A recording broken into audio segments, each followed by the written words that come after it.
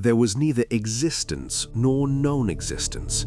There was no death, no immortality. Darkness wrapped in darkness, an undifferentiated whole. And that one, in what was it breathing? These words were written 3,000 years ago. The author's name is lost to history, but the question they asked may be the oldest philosophical question ever recorded, because the line that follows ends like this: does anyone know, or does even the knower not know? 3,000 years, no telescope, no mathematics, just a human mind staring into the void, and somehow arriving at the same conclusion modern cosmology would reach millennia later. How? Every civilization stood before this question. On every continent, in every climate, communities that had never heard of one another looked up at the sky and asked the same thing. How did it begin? Why is there something rather than nothing? And the first answers, separated by thousands of miles, by hundreds of years, by oceans and mountain ranges and deserts, sometimes turned out so strikingly similar that the resemblance itself became a separate riddle. Creation stories are humanity's deepest confessions, because when a community answered, "How did the world begin?"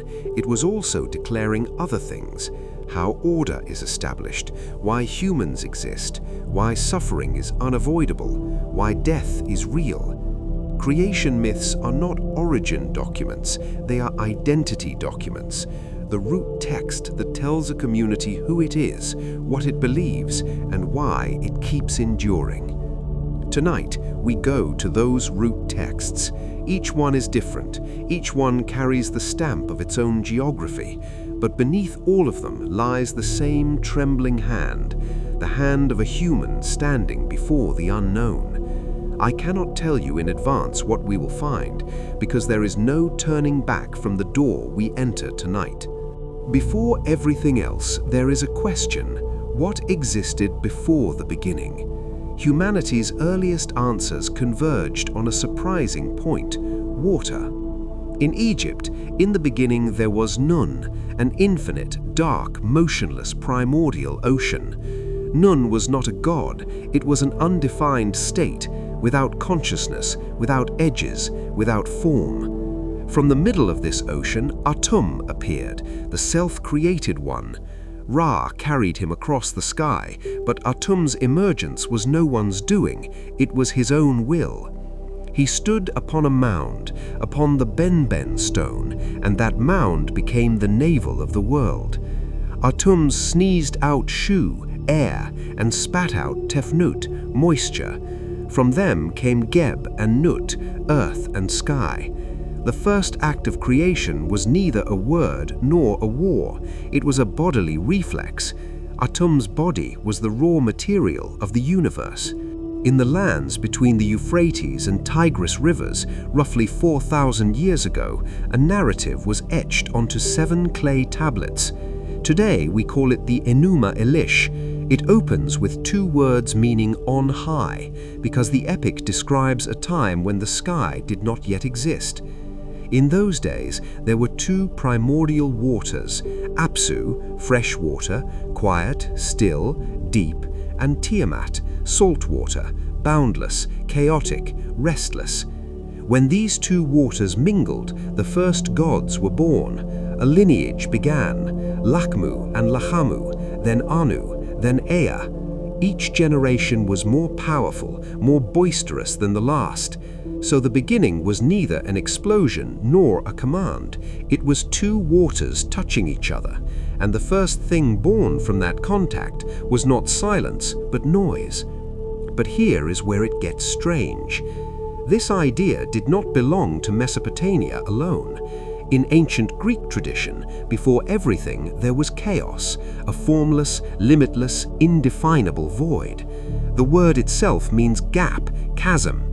Out of chaos emerged Gaia, earth.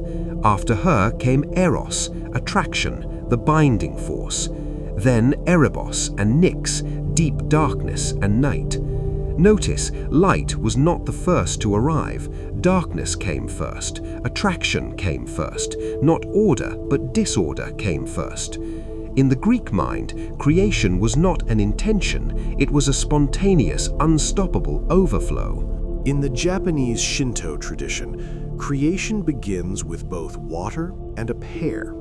When chaos began to take shape, sky and earth separated and the first gods appeared. But the ones who gave the world its form were Izanagi and Izanami, male and female, equal to each other. Standing on the bridge of heaven, they stirred the primordial sea below with a jeweled spear. The salt water that dripped from the spear's tip solidified, and the first island formed, Onogoro, the self-congealing island. They descended to this island, married by walking around a sacred pillar, and gave birth to the Japanese archipelago. But their first attempt failed. Their first child, Hiruko, the leech child, was born formless and placed in a reed basket, set adrift on the sea. Why? They had made a ritual error. At the wedding ceremony, the woman had spoken first. They repeated the ceremony, this time in the correct order, and then the islands, rivers, winds, trees, everything was born correctly. Even in this narrative, creation has a protocol. Wrong sequence, wrong outcome. Ritual is the language of creation. In the North, in Norse tradition, in the beginning there was Ginnungagap, a vast, empty, infinite abyss. The word means yawning void, as if the universe itself had let out a scream. On one side of this chasm lay Muspelheim, the realm of pure fire. On the other side, Niflheim, the realm of pure ice.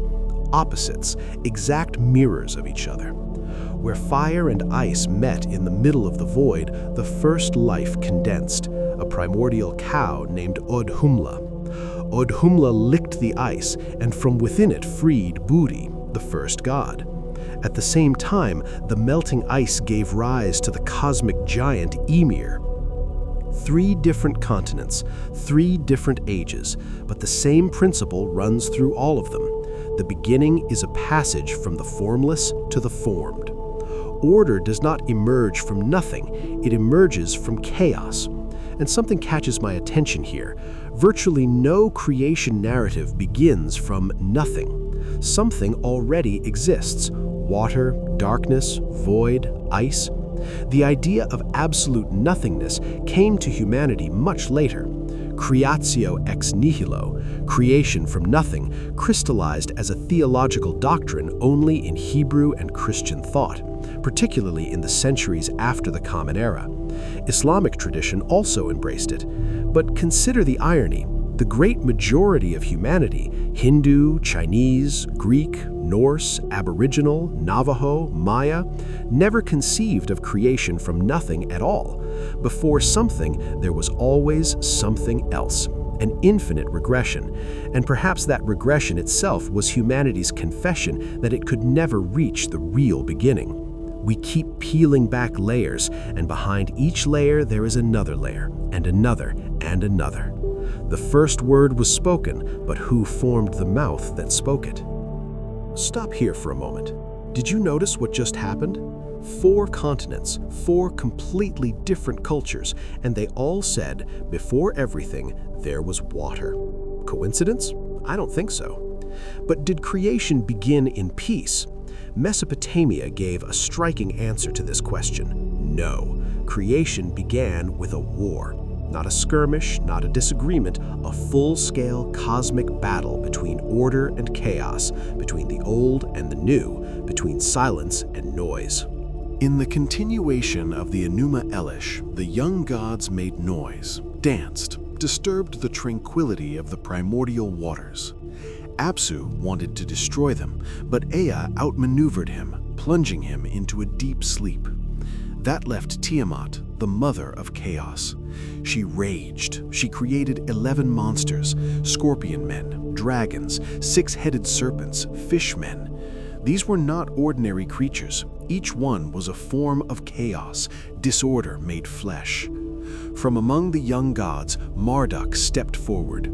His condition: if he won the battle, he would be king of the gods. The gods agreed.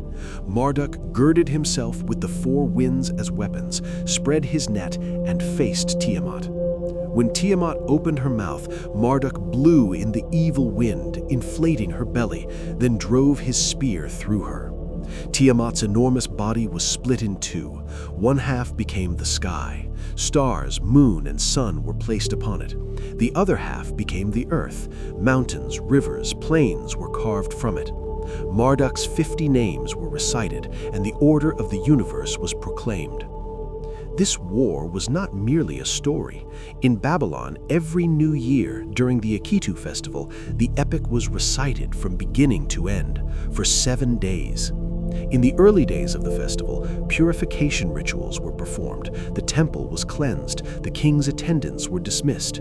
On the 4th day, the Enuma Elish was recited in full. The creation of the world was relived word by word. On the 5th day, the king descended from his throne, laid down his royal insignia, the priests slapped him, and the king wept. Then he swore before the god, "I have not sinned, I have not neglected your city." Then he took back his insignia and returned to his throne. This was a resetting of time. Chaos was defeated again. Order was reestablished. Each new year meant the world being created anew. But this idea, the world being born from the dismemberment of a body, was not confined to one place. In Norse tradition, the cosmic giant Ymir had been born from the first drops of melting ice. Odin and his 2 brothers, Vili and Ve, killed him. Ymir's flesh became soil, his blood became the sea, his bones became mountains, his skull became the dome of the sky, his brain became clouds. Every strand of his hair turned into a tree. His eyebrows formed the fence of Midgard, the world where humans would live. Without this giant, there could be no world. In the Far East, in Chinese tradition, at the beginning of the universe, there was a chaotic egg. Inside this egg, Pangu lay sleeping for 18,000 years. The interior of the egg was dark and formless. Yin and yang had not yet separated. When Pangu awoke, he cracked the egg with an axe. The light parts rose upward to become sky. The heavy parts sank downward to become earth. Every day, Pangu grew 10 chi, roughly 3 meters, pushing sky and earth further apart. 18,000 more years passed. When he finally died, his breath became wind, his voice became thunder, his left eye became the sun, his right eye became the moon, his blood became rivers, his sweat became rain, his muscles became fertile soil. Even his parasites, the lice on his body, became humanity. This stopped me, truly stopped me. 4 different continents, 4 different time periods, and in all of them, the world is born from a death. A body is torn apart, a being is sacrificed, and in return for that sacrifice, the universe is assembled. The pattern is so consistent, it cannot be coincidence. Humanity seems to have understood the cost of creation very early. If something is to exist, something else must perish. Physics calls this the second law of thermodynamics, entropy. Mythology told the same story long before in a scene of sacrifice. This sacrifice motif leads somewhere far darker and deeper, but that is a subject for another night. In Hindu tradition, the same archetype took a different shape. In the 10th book of the Rigveda, there is a hymn called the Purusha Sukta. Purusha, the cosmic person, had 1,000 heads, 1,000 eyes, 1,000 feet. He encompassed the universe in every direction and exceeded it by 10 fingers' breadth beyond. The gods sacrificed him with anointed herbs, with the seasons of spring and autumn. From his mouth, the Brahmins emerged, the priestly class. From his arms, the warriors, the Kshatriyas. From his thighs, the merchants, the Vaishyas. From his feet, the servants, the Shudras. From his eyes came the sun. From his mind, the moon. From his breath, the wind. From his navel came the atmosphere, from his head the sky, from his feet the earth. This hymn was not merely a creation story, it was a cosmic legitimization of a social order. If the caste system emerged from the body of the first being sacrificed by the gods, then to question that order is to question the universe itself. Creation narratives were sometimes not maps of truth, but maps of power. Who belongs where, who deserves what, a much subtler reckoning for humanity. But that reckoning must wait for another night. In the same 10th book of the Rigveda, the idea of the cosmic egg opens yet another window. Hiranyagarbha, the golden egg, appeared in the infinite darkness. From within it emerged a creative force that separated sky and earth. It set the waters in place. It gave strength to the mountains. At the same time, on the other side of the world, in the Greek Orphic tradition, a god named Phanes was born from a gleaming egg and brought the universe its first light.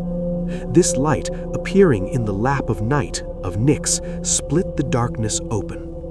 In the Finnish epic Kalevala, a bird places the world egg on a knee. The egg cracks, the lower shell becomes earth, the upper shell becomes sky, the yolk becomes the sun, the white becomes the moon. Multiple models of creation were circulating the world simultaneously. Body dismemberment, chaos to order, and egg cracking. It was as if humanity, unable to settle on a definitive answer, kept trying different responses in different geographies to the same question. And it is still trying.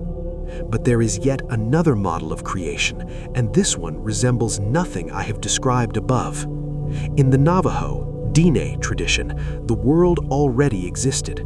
Not a single world, though, worlds stacked on top of each other. Humanity began in the first world, dark, narrow, suffocating. They lived alongside insects and ants. They made a mistake, or conditions became unbearable, and they climbed into the second world. The second world was slightly wider, slightly brighter. There, too, crises struck. They climbed again. Each world was more developed, larger than the one before. Each passage was a purification. When they crossed from the fourth world to the fifth, the world we live in now, they ascended through hollow reed. This creation was not a making, but an emergence. The world was not created, humans passed through it and arrived here. As if the universe had been there all along, and we simply climbed through its layers to the surface. This model is found identically in Hopi tradition. Spider-Woman guided the people, carrying them from one world to the next. In each world, a lesson was learned, a test was given. Creation was not an event, but a journey. This made me think, perhaps humanity's oldest creation memory splits into two groups. In the first group, the world is built by a force, through war, through speech, through sacrifice. In the second group, the world is discovered by passing through, by climbing, by swimming. On one side, there is a creator, on the other, a traveler, and both may be true. But between these two models lies a third path, separation. The Navajo passed through worlds, the Mesopotamians shaped the world through war, but the peoples of the Pacific did something else. They pulled apart what was stuck together.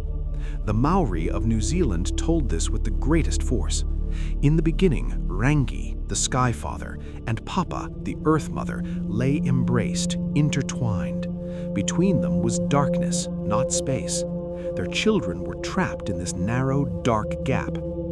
Tane Mahuta, god of the forests, pressed his back against his mother and his feet against his father and pushed with all his strength. The sky rose upward, the earth stayed below. Light entered for the first time. But when Rangi and Papa were torn apart, they wept. Rangi's tears became rain, Papa's sighs became mist.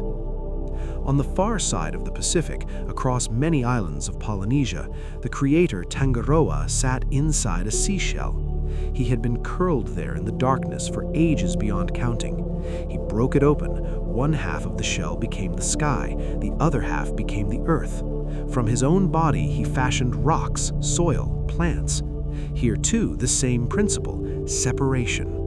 Sky and earth are two things stuck together. Creation is the act of pulling them apart, forcing light between them. This separation is painful, but necessary, because without light, without a gap between, life is not possible. This separation of sky and earth motif is nearly universal. In Egypt, Shu, the god of air, separated Geb, earth, from Nut, sky. In China, Pangu pushed the sky up and pressed the earth down. Among the Maori, Tane Mahuta wrenched his parents apart.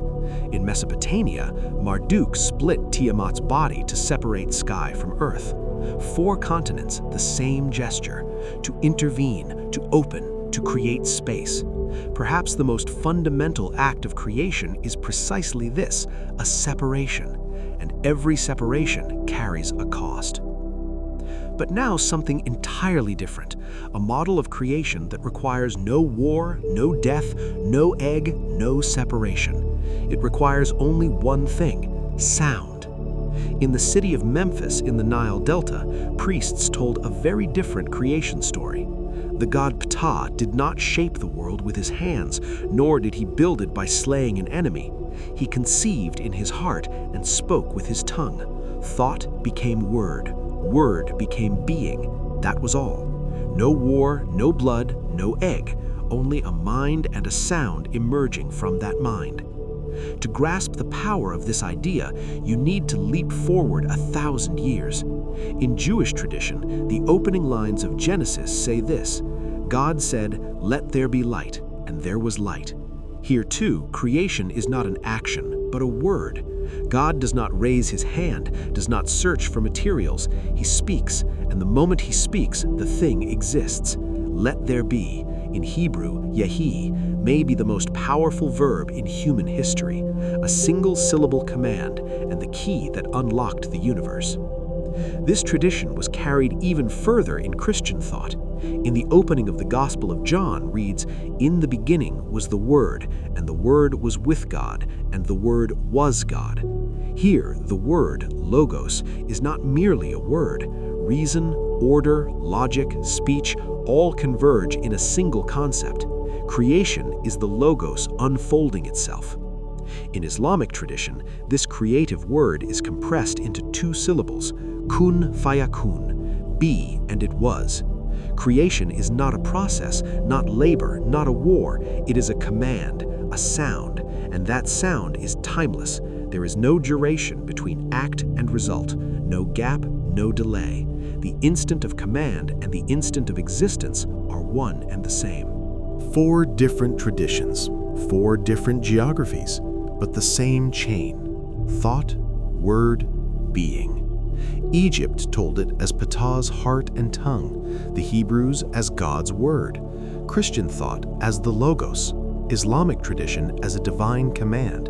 Whether these chains arose independently or grew from a common root, I do not believe anyone can say for certain. In the Vedic tradition, too, the word held creative power, perhaps in its most radical form.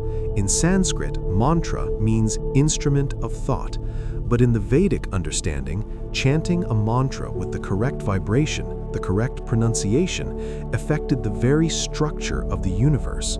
The rishis, the first seers, did not invent mantras, they heard them. They captured the sound of the universe and repeated it. If the right word can create the world, the right word can sustain it. Perhaps ritual songs, prayers, dhikr, all of them are the continuation of the same act, repeating Genesis, renewing the word, rebuilding the world every morning. But one thing is certain: sound was, for humanity, the purest form of creative power, perhaps the most terrifying form, because once spoken, a word cannot be taken back. And this idea, the power of the word, is not limited to creation. How humanity made language sacred, how it loaded meaning into sounds, that is an entirely different story. But that story must be told on a different night. Now we arrive at the question you've been waiting for. So who was created and why? In the final tablets of the Enuma Elish, Marduk cut the veins of Kingu, the condemned among the defeated gods. He used Kingu's blood. He created humanity. Why? Because the gods were tired. They did not want to dig canals, build temples, maintain order. Humans were made for this purpose, as servants, as slaves, for the comfort of the gods. In Sumerian thought, humanity's reason for existence was plain and bleak, the gods' convenience. The phrase that echoed in prayers was, "My Lord who created me, I am here to serve you." On the banks of the Nile, creation was carried out by a very different hand. Khnum, the ram-headed ancient god, sat at his potter's wheel. He took the mud of the Nile. He shaped every human individually with his own hands. Not just their bodies, their souls too, their fates were all formed on that wheel. The human body was clay, but the breath blown into it was divine. This was not mass production. Each individual was specially designed. This motif, earth and breath, spread across an astonishing geographic range. In Hebrew tradition, God formed man from the dust of the ground and breathed into his nostrils the breath of life. The word Adam comes from Adama, red earth. In Islamic tradition, we created man from refined clay, then breathed into him of our spirit. In the Quran, tin, clay, and ruh, divine breath, are mentioned together. In Greek tradition, a different narrative unfolds. Prometheus, the titan of foresight, needed earth and water to shape humanity. And then, from the heavens, from Olympus, he stole fire and gave it to humankind. This fire was not merely a heating tool, it was the symbol of intellect, technique, civilization. Zeus was furious. He chained Prometheus to a rock, and every day an eagle came and ate his liver. At night, the liver regenerated. In the morning, the eagle returned. An eternal punishment. Here, too, the same motif. Creating humans comes at a cost. The creator, whether God, Titan, or cosmic force, pays the price for the act of creation. Two components. One from below, earth, mud, clay. The other from above, breath, spirit, divine exhalation. Humanity stands at the intersection of these two, neither purely earthly nor purely divine, both mud and godly breath. This tension may be the oldest formula by which humanity defined itself, and perhaps the most honest formula, because every one of us carries both inside, the pull toward the mud and the reach toward the sky. Something else stands out. In most of these creation from earth narratives, the creator makes direct contact, not from a distance, but using hands. In creation by speech, there is a gap. Command, and it is. But at the potter's wheel, in the kneading of clay, in the blowing of breath, there is closeness. God's hands touch the mud. That closeness can be terrifying or comforting. If the Creator shaped you with His own hands, He knows you. Perhaps He created you in order to know you. On the purpose of creation, civilizations could not have differed more. In Mesopotamia, the human was a tool created to serve the gods. This was a bleak theology, but a consistent one. Humans had nothing to be proud of. Their reason for being was labor. In Islamic tradition, the picture was entirely different. According to the Quran, God told the angels, "I am placing a vicegerent upon the earth." The angels objected, "Will you place there one who will cause corruption and shed blood?" God replied, "I know what you do not know." Then he taught Adam the names of things, names the angels did not know. In this narrative, the human was not a slave, but a deputy, a bearer of knowledge, a custodian of the earth, a representative of God's will. This was the exact opposite pole from the Sumerian understanding. But then there is the matter of Iblis. All the angels prostrated. Iblis, in Islamic tradition, a being of jinn origin, created from fire, stood alone and refused. His justification, "I was created from fire, he from mud. I am superior." This rebellion is the first pride, the first jealousy, the first questioning of hierarchy, all embedded within the creation narrative. Is being made from clay a deficiency, or is it the honor of being bound to the earth, to life itself? Iblis puts forward fire, flickering, combustible, bright.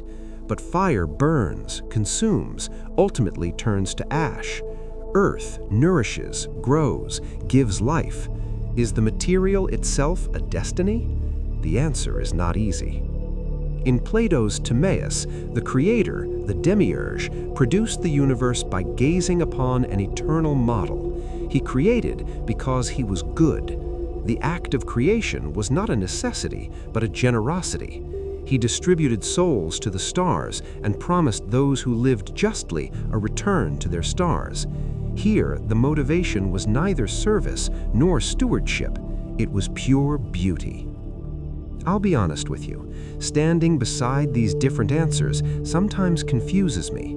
The same question, why do we exist, and the answers are exact opposites. One says for slavery, another says for stewardship, a third says because the Creator was generous. Whichever is true, each one is an admission of the role humanity assigned to itself. And notice, whatever the answer, no civilization ever said, it doesn't matter anyway. All of them sought meaning. All of them placed the human at the center of the universe, or at least in a corner of it. Meaninglessness was the one conclusion humanity could never accept. But here comes the darkest part of the story. In nearly every creation narrative, there comes a moment when everything falls apart. A rule is broken, a boundary is crossed, and paradise is lost. One of the most famous scenes in the Hebrew tradition is exactly this. The instruction given to the first humans was clear: do not eat from this tree. The forbidden tree was the tree of knowledge, the knowledge of good and evil. But curiosity won, or some other force persuaded them. The fruit was eaten, and in that instant they became aware of their own nakedness. Shame, death, labor, the pain of childbirth, all of it arrived with that moment. Humanity was exiled from paradise. At the garden's gate stood an angel with a flaming sword. The way back was sealed. An important detail in this telling, humanity was tested before being given responsibility and failed the test. The creature was judged not for what it was, but for the choice it made. This scene took on far heavier significance in Christian theology. The doctrine of original sin was born here. Adam's sin was inherited by all of humanity. Every child born carries the stain's trace. Salvation is possible only through a divine sacrifice. This doctrine shaped Europe's moral map, its legal systems, its art and literature for 1,000 years. The loss of paradise became the founding trauma of Western civilization. But Islamic tradition draws a sharp distinction at this point. According to this tradition, Adam repented and God accepted his repentance. His sin was not passed to his children. No one is born with another sin. The concept of original sin does not exist in Islamic thought. The human is born not sinful, but forgetful. The word ghafil describes this. A person can do wrong, but their core is not corrupt. The descent to earth was not a punishment, but the beginning of a mission. And thousands of miles from all of these, in the Maya tradition, the Popol Vuh describes a completely different kind of corruption. The gods tried to make humans several times. The first attempt was from mud. It could not speak, it fell apart. The second was from wood. It could move but had no soul. It was ungrateful. The gods wiped these failed experiments with a flood. Finally, they created 4 perfect men from white and yellow corn dough. But these humans were too perfect. They could see as well as the gods. They could perceive the 4 corners of the world simultaneously. The gods were troubled, saying, "Let them not be like us." They clouded their vision, lowered a veil of mist over their eyes. Note, these humans were not sinful. They simply saw too well, not punishment, limitation. Perhaps the true purpose of creation was not perfection, but constraint. A human is human to the extent that they are limited. Did you catch the pattern? What is striking is that the loss of paradise is connected to gaining knowledge in nearly every narrative. In the Hebrew tradition, the forbidden fruit is from the tree of knowledge.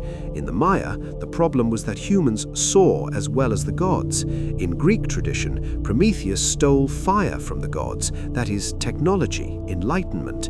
It is as though humanity's fall always begins with learning, with awareness.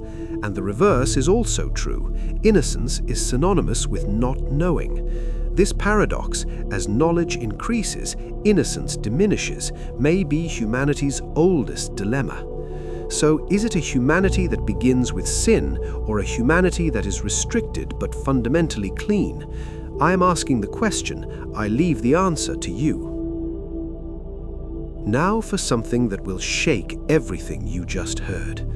For some traditions, creation was not a one-time event. Time was not a straight line, but a wheel, and everything turned. In Hindu cosmology, the universe is created during one day of Brahma and destroyed during one night. How long does a day last? 4,320,000,000 human years. A night is the same. The numbers are staggering. They dwarf everything we call history, everything we call civilization, everything we think we know. This cycle repeats forever. When Brahma awakens, the universe opens like a lotus flower. When he sleeps, everything returns to silence, withdrawing into the cosmic ocean. This is not a creation, it is an inhale and exhale. And Brahma's life is not eternal. He lives 100 Brahma years, then he too ends, and perhaps a new Brahma is born.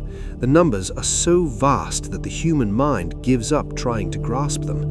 But perhaps that very moment of giving up is the point of this cosmology. Within this cycle, 4 yugas, 4 ages arrive in sequence. Satya Yuga, the age of truth, when humans were at their most virtuous. Treta Yuga, Dwapara Yuga. In each age, morality erodes a little more, falls a little further. And Kali Yuga, the darkest, shortest age. By some calculations, we are in precisely this age right now. According to Hindu texts, Kali Yuga lasts approximately 432,000 years, and we are in its early portion. By that reckoning, we have a long way yet before we reach the bottom of the darkness. But at the end of this darkness, Satya will come again. The wheel will turn. Kalki, Vishnu's 10th and final avatar, will arrive on a white horse and close the age. This is not an ending, it is a reset. Hope is hidden in the nature of the cycle. Another version of this cyclical creation existed among the Aztec tradition of Central America. According to the Aztecs, we live in the 5th sun. The previous 4 suns were destroyed in sequence by wind, by fire, by rain, and by flood. In each, humanity succumbed to a different catastrophe. The people of the first sun were giants. Jaguars devoured them. In the second sun, hurricanes swept everything away, and humans turned into monkeys.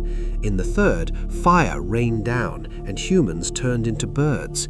In the fourth, floods came, and humans turned into fish. The 5th sun, too, will one day end in earthquakes. Not creations, but creations, each one a new beginning following a destruction. This is why the Aztecs were never certain the sun would rise each morning. The 5th sun needed energy to sustain itself. It had to be fed. If it was not fed, it would stop, and darkness would descend. This fear led to a terrifying ritual practice, but that darkness is a matter for a separate night. In Zoroastrian tradition, creation takes yet another form.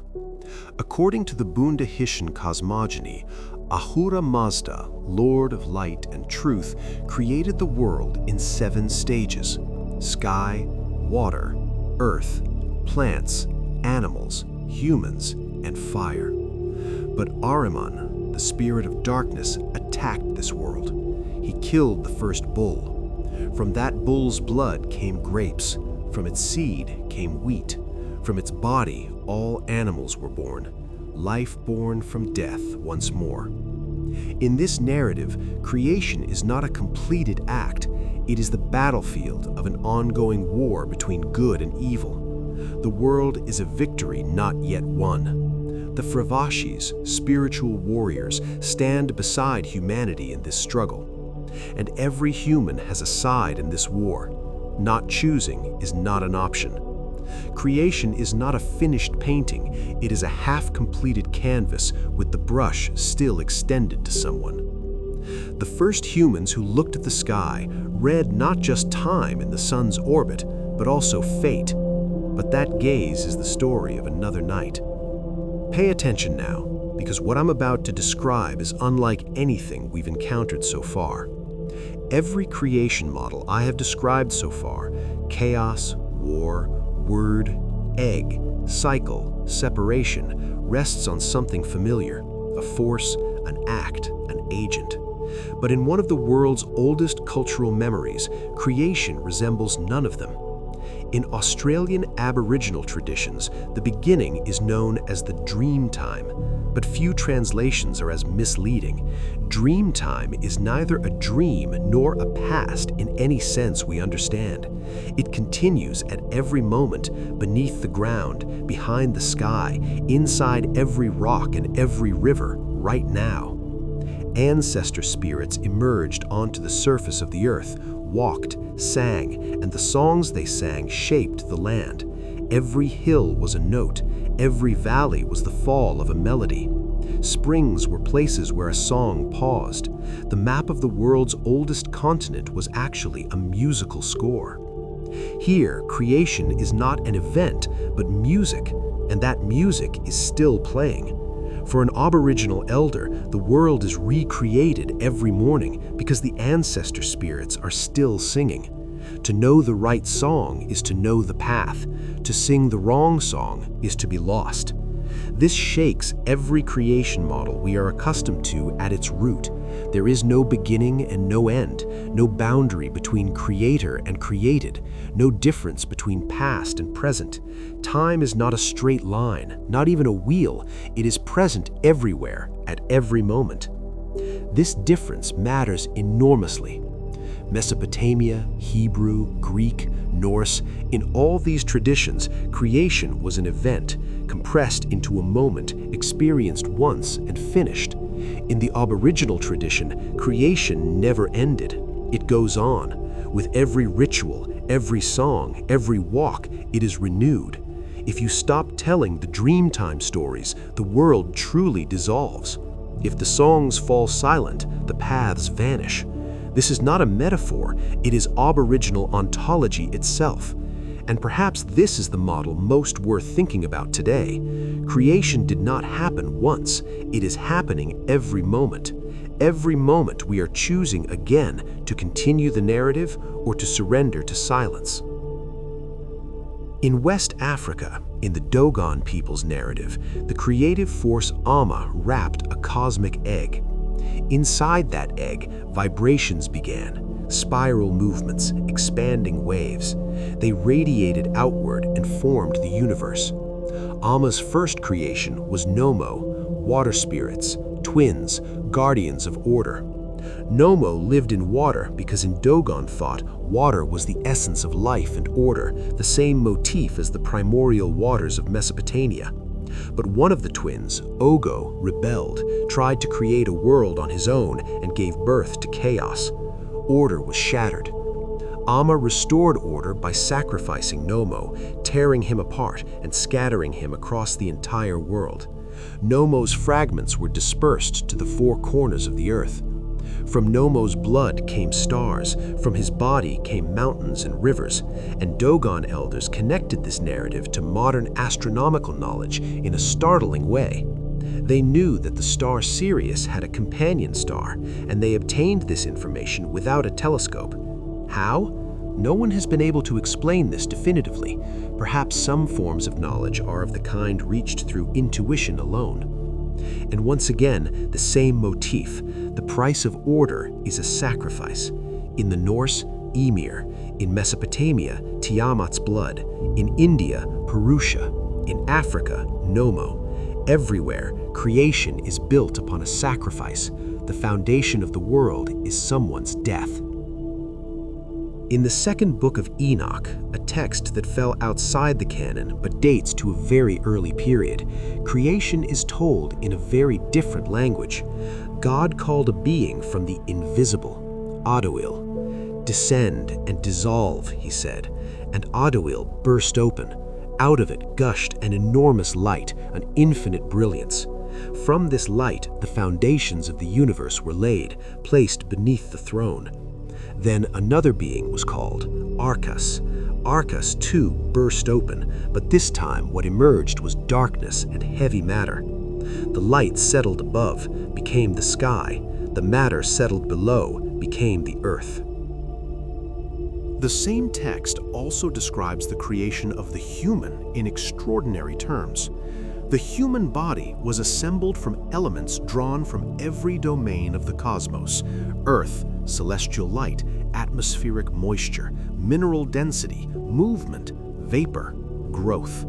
Each part of a person was mapped to a part of the universe. The human was a microcosm, a miniature copy of the cosmos itself. This idea that the human body is a mirror of the universe may be one of the earliest sources of the concept medieval scholars called macrocosm and microcosm. The specific components and their numerical significance we explored on a previous night, but the core insight endures. The human was not placed in the universe. The human was built from the universe. Every atom that makes you was once something else, something cosmic. Centuries later, in the Jewish mystical tradition known as Kabbalah, a radically different creation concept emerged: Tzimtzum, divine contraction. The idea was this: before creation, God was everything. There was no space for anything else, no void, no emptiness, no room for a universe to exist. For the world to come into being, God had to withdraw, to contract, to carve a hollow within his own infinite presence. Creation was not an act of expansion, but of retreat. God made room. Into that vacated space, a beam of divine light was sent, and from the interaction of that light with the residual traces of the divine, the foundations of the universe were formed. But the vessels meant to contain that light were too fragile. They shattered. This was the breaking of the vessels, Shavirat HaKelim. Sparks of divine light scattered and fell into the material world, becoming trapped within matter, inside stones, inside water, inside living things, inside human beings. The task of creation was therefore not finished, it was ongoing. Every human act of goodness, every prayer, every ethical choice was an act of tikkun, repair, gathering those lost sparks and returning them to their source.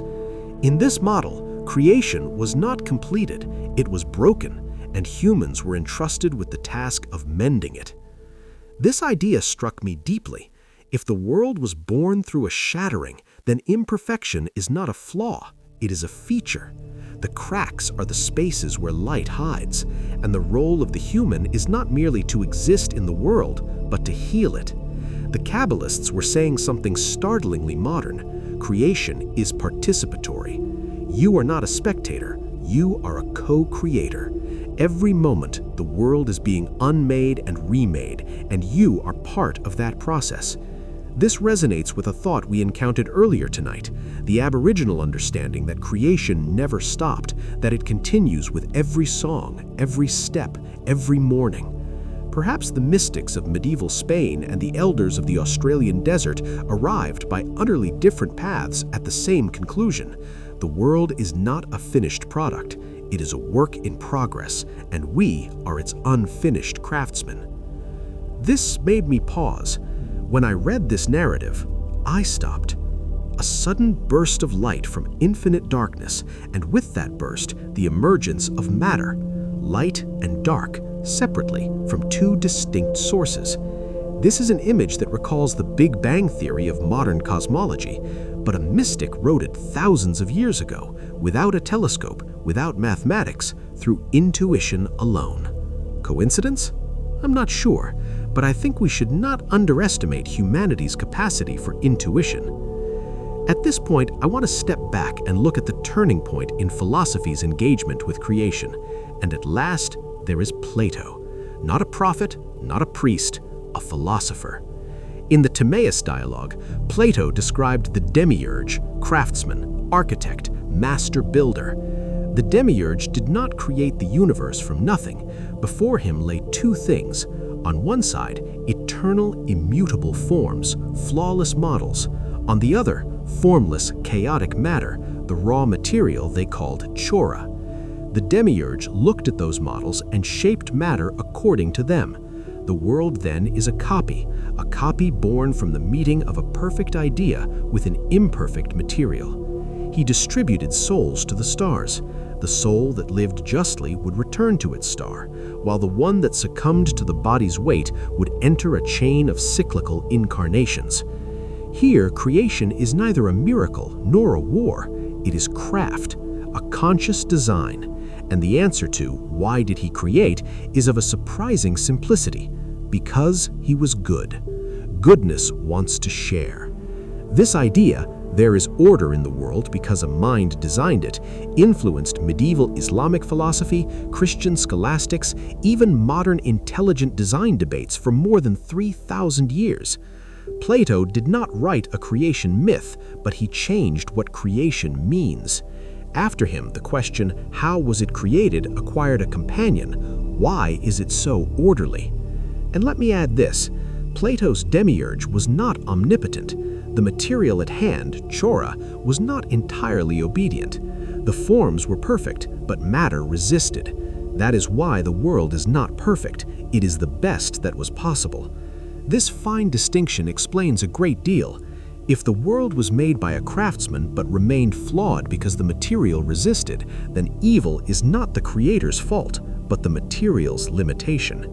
This approach would form the foundation of philosophical answers to the question, why does evil exist, centuries later?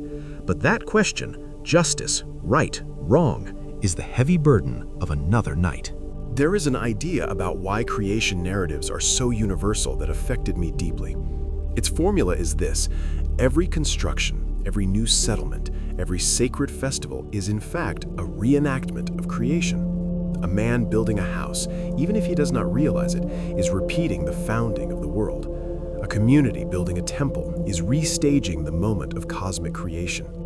Founding a new city, starting a new family, beginning a new year, all of them repeat that first moment. In Babylon, every new year, the Enuma Elish was read again from the beginning. The moment of Marduk's defeat of Tiamat was relived and time was reset.